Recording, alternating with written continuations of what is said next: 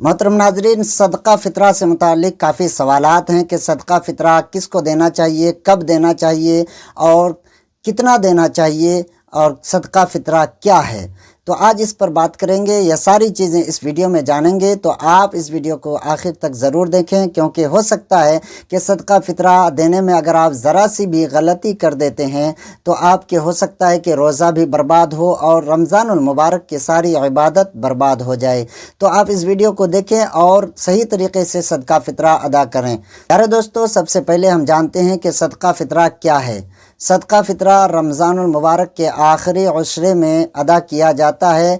ये सदका फ़ितरा हर मालिक निसाब पर वाजिब होता है कि वो अपने तरफ से और अपने नाबालिग बच्चों के तरफ से सदका फ़ितरा अदा करें। सदका फ़ितरा कितना देना चाहिए, सदका फ़ितरा किस को देना चाहिए, किस पर वाजिब है, ये सारी चीज़ें आप इसी में जानेंगे। तो पहली बार अगर चैनल पर हैं तो सब्सक्राइब कर लें, बेल आइकन को प्रेस करके वीडियो को लाइक कर दें और वीडियो को रमज़ानुल मुबारक में हुसूल बरकत के लिए शेयर लाजमी कर दें, ताकि ईद से पहले पहले हर मुसलमान इस वीडियो को ज़रूर देख लें।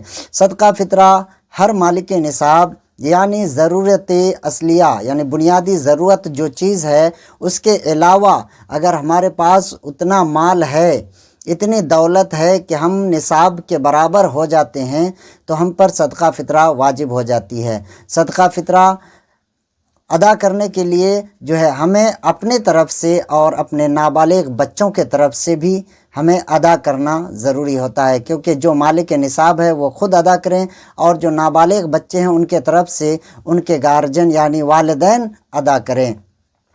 सदका फ़ितरा देना किसको है, तो सदका फ़ितरा देने के लिए आप सदका फ़ितरा का जो सबसे बेहतर हकदार है वो यतीम, मिस्कीन, लाचार, ज़रूरतमंद हजरात हैं।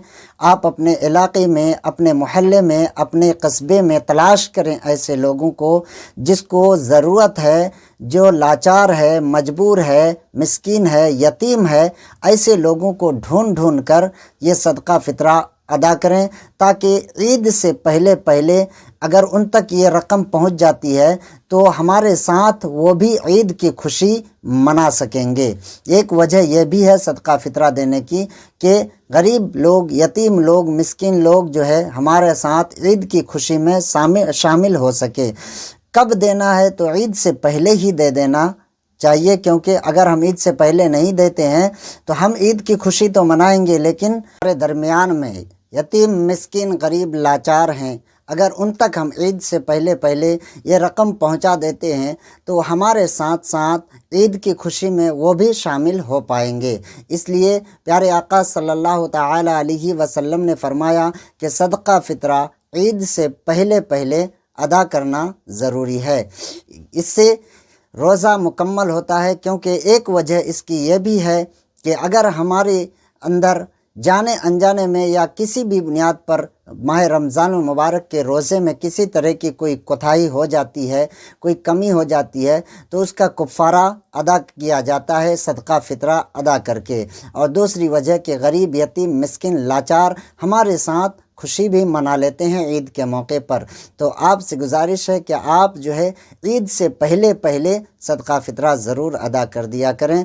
कितना अदा करना है, तो प्यारे आका सल्लल्लाहु ताला अलैहि वसल्लम के हदीस के मुताबिक दौरे हाजिर में 2 किलो 45 ग्राम गेहूं की कीमत, या फिर आप गेहूं भी दे सकते हैं या उसकी कीमत अदा कर सकते हैं एक आदमी के तरफ से। अगर मान के चलिए आपके घर में 4 आदमी हैं तो आप उसका हिसाब लगा लें 2 किलो 45 ग्राम की कीमत क्या होती है। मिसाल के तौर पे आपके इलाके में 2 किलो 45 ग्राम गेहूं की कीमत मान के चलिए कि 60 रुपया है, तो आप उसी हिसाब से 4 आदमी का 60 को 4 गुना कर दीजिए, यानी 2 आदमी का 120 रुपया होता है और 4 आदमी का 240 रुपया होता है।